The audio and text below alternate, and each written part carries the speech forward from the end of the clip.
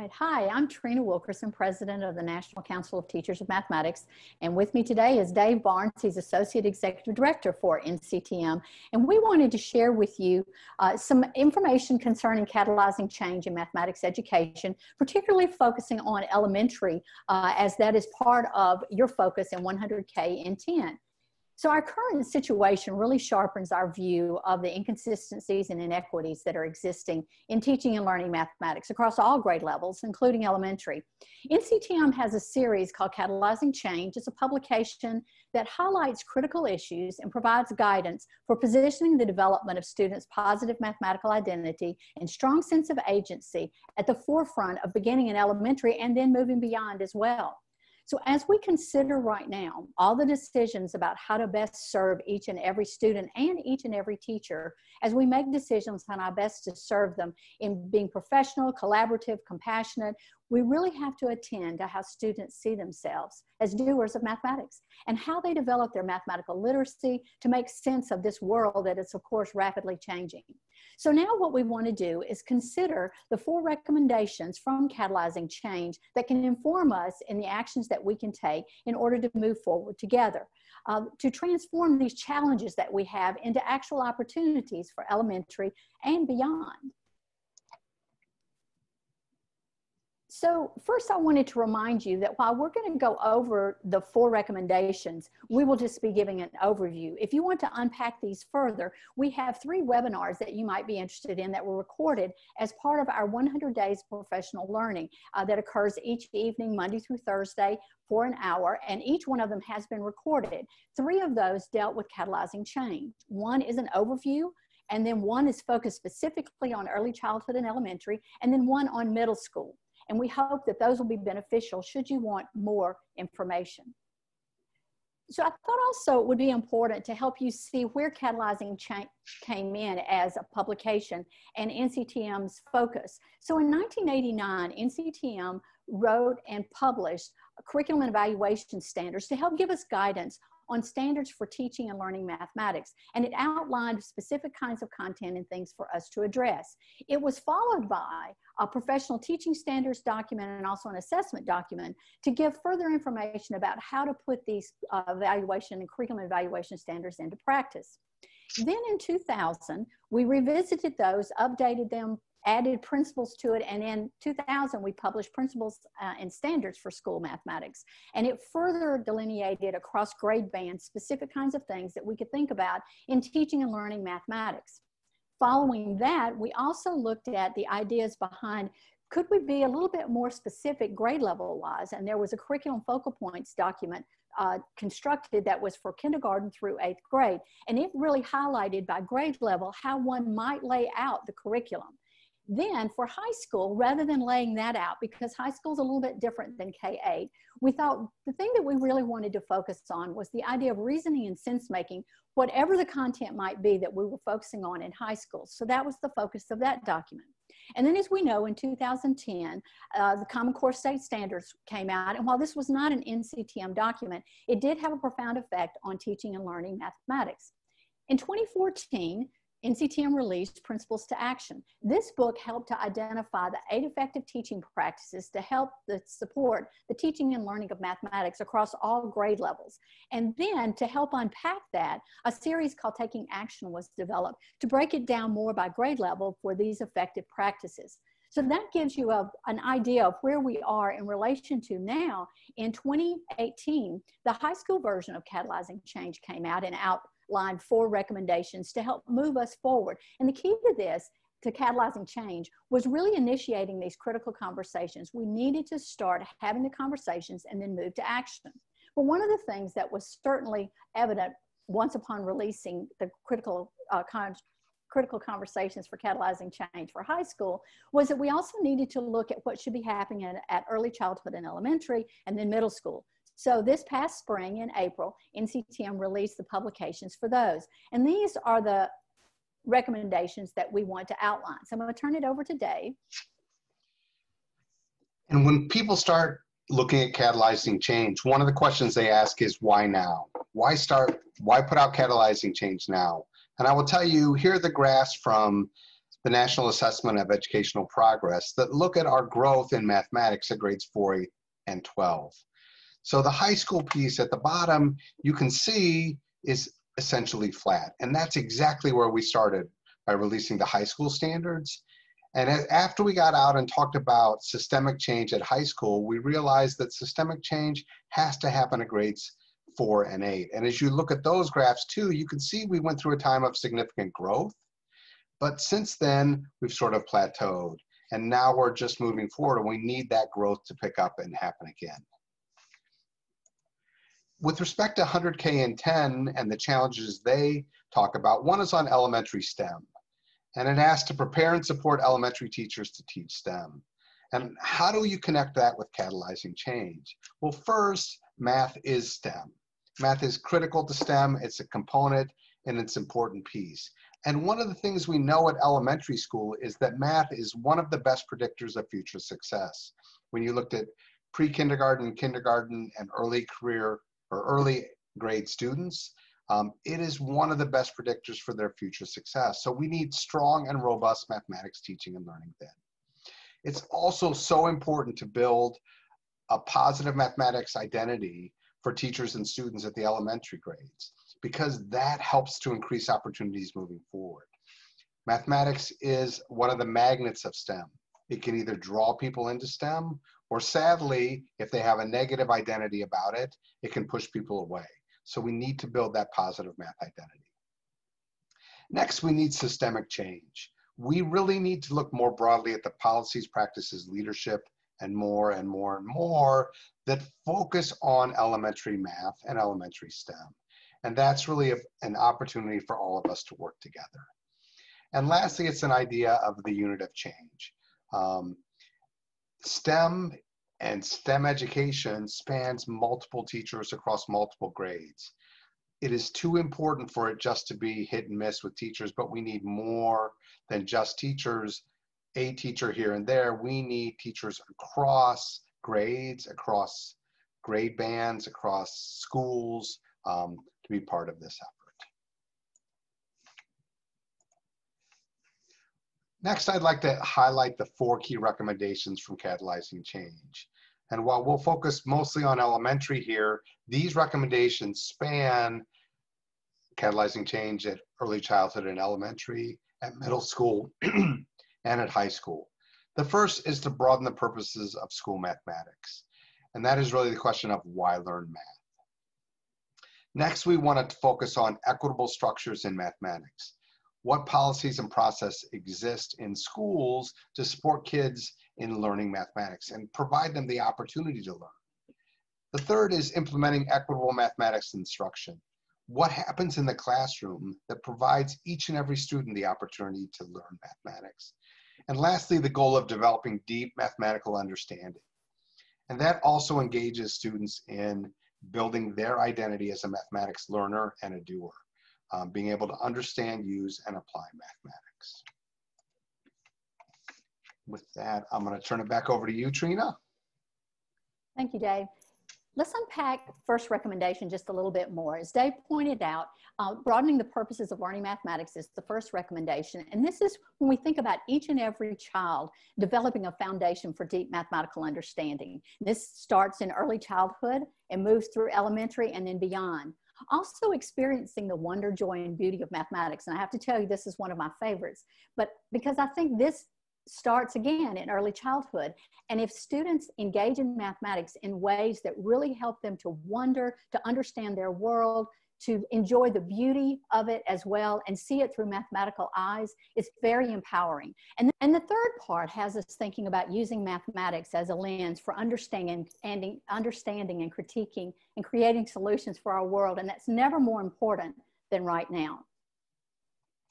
One of the other things that I'd like for us to think about is in these multiple purposes of learning mathematics. There's a quote in the book from early childhood and elementary that says, the power of the multiple purposes occurs when the purposes converge in ways that foster positive relationships between children in mathematics. And remember, in the opening I shared about that is key to what we're doing. We really want our students to see themselves in this world of mathematics and not be looking from the perimeter or looking for the door to leave, but instead to develop as confident mathematicians, ones that are doers, knowers, and sense makers of mathematics. So then as we move to the next recommendation, this one has to do with equitable structures. So one of the questions you might ask yourself is, what are the structures? Well, these systems structures that we're talking about are school or district policies, practices, or conditions that either support or impede student learning of mathematics. Historically, they've been longstanding, very deeply rooted in the system. So we really have to examine them very carefully, really have those critical conversations about them, and really consider actions to ensure that each and every student has the quality learning experiences in mathematics that we want. Beginning in elementary school, students are often ability grouped. And once this is done, they are often remain in those groupings and often receive very qualitatively different learning experiences. By middle school, this is seen in tracking and ultimately can determine the course paths that they may take through high school and beyond. And then in high school, there are challenges of students not having access to mathematics that they need for their future lives. This particularly is seen to impact many historically marginalized learners who do not have the same opportunities, or many times doing mathematics that's less engaging, less rigorous, and with much lower expectations. One result of tracking is that we also find that marginalized learners such as Black, Latinx, emergent bilingual students, and from those from low economic backgrounds, they're overrepresented in remedial intervention courses or in low-level courses and are tracked that way. There's also a concern that when students are rushed to algorithms, the race to algebra, the race to calculus, that particularly in this time of COVID-19, that we really need to examine this and look at these inequities and really highlight ways that we can engage each and every student. Inequitable structures such as ability grouping and tracking, they lead to disparities in learning outcomes. We can't keep doing what we've been doing. The status quo is not acceptable. We need structures that create high quality mathematical experiences for everyone. And you can see the four here: dismantle ability grouping and related structures of tracking, challenge spaces of marginality and privilege, develop structures that produce learning opportunities rather than opportunity gaps, and then focus on the strengths of students and teachers rather than maintaining a deficit view. This is also an important aspect. One of my favorite quotes from Catalyzing Change in Early Childhood says this: just, equitable, and inclusive mathematics learning opportunities for all students demands change in institutional structures, teaching and learning environments, and individual beliefs and actions. And now is a time for us to seriously consider this.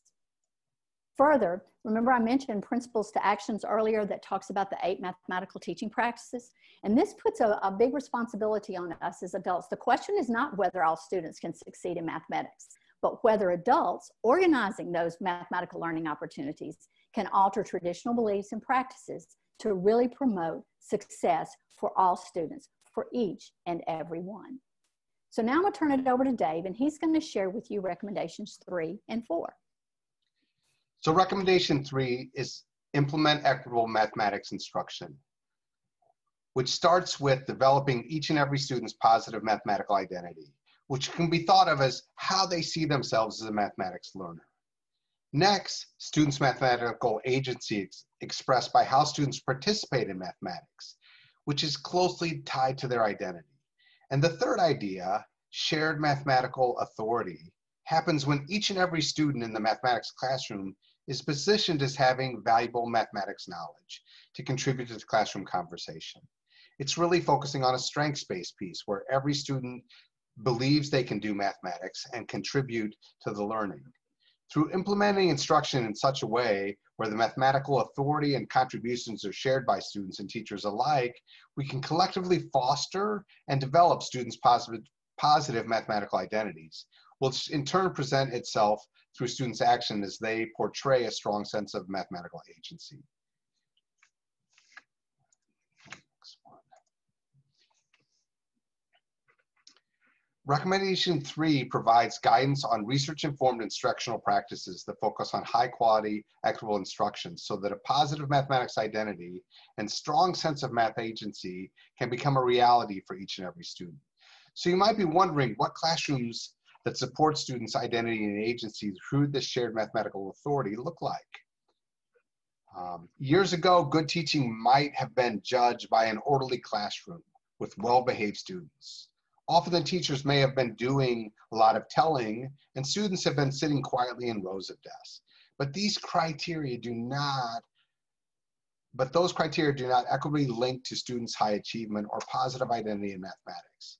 Instead, a classroom we advocate for in the Catalyzing Change series may look much less orderly, with students engaged in mathematical discourse, in small groups moving around the room to gather resources. It's about that sense making. It's about sharing their thinking and critiquing the reasoning of others as well. The focus is on the quality of mathematics learning experiences rather than the quantity of problems assigned to students. Mathematics is seen as a collaborative endeavor where students tackle meaningful mathematics and real-world problems in ways that empower them as informed members of a democratic society. Manipulative tools, technologies are used frequently in ways that support students' reasoning and sense-making. Students seeing mathematics as a key component of their everyday life and understanding how important being a mathematical thinker and doer is will continue to be in their professional and personal lives. Just think about the possibilities. The next piece is about recommendation 4, developing deep mathematical understanding. And we start with a strong foundation of conceptual understanding. What does that mean? This is really a focusing on students' reasoning, sense-making, and coherence in developing their deep mathematical understanding. At the core, can students express their understanding and their reasoning about how they understand the mathematics, and also be able to critique the reasoning of others? That at the core is the foundation of having a conceptual understanding. It's more than just knowing how to do a process. It's essential that this mathematics builds across all grade levels, and this understanding is the foundation across all grade levels.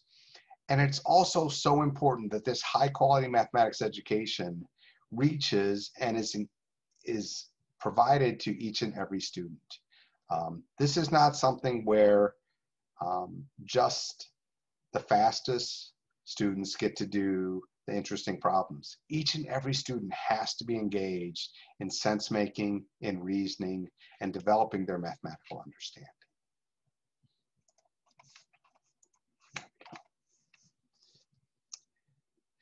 One of the things that we also wanted to raise are sort of next steps with 100K and 10. And how do we think about this? Do we have opportunities to work together to embed the purposes of school mathematics in the foundation of school math programs? How do we work together to bring joy, wonder, and beauty to mathematics?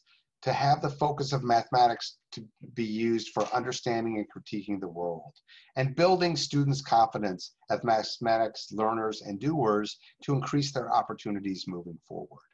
It is also about challenging the policies, practices, and procedures in schools that restrict access to students.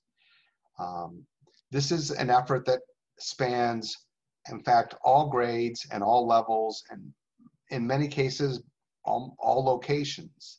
So thinking about how we focus on those elements. And lastly, it's about building space for educators to implement equitable mathematics instruction, providing professional learning and support, and supporting each other as we work to increase opportunities for each and every student.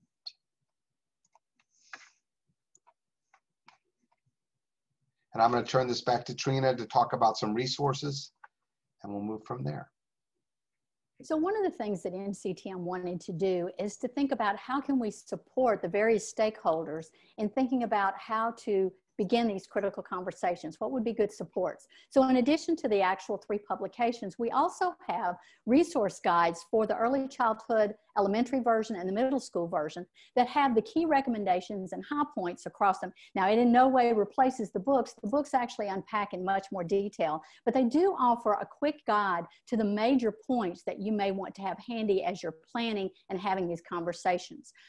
You'll also find at nctm.org/change the ordering information and the guides, etc. But I also wanted to let you know that there are book study guides that have been developed for each one of the books, because we're finding that a number of people are wanting to gather together voices to have studies around these to help think about what those conversations need to be.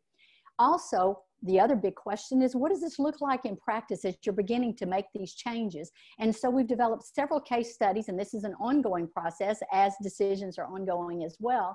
And you might find these very beneficial to give you some ideas of what others are thinking about and doing in this. And then there are many other things that are posted there as well that we hope will also give you some support as you're thinking about catalyzing change. One of the other things I wanted to remind you of is, again, Dave and I have just given you an overview of the 4 recommendations, particularly thinking about elementary and early childhood.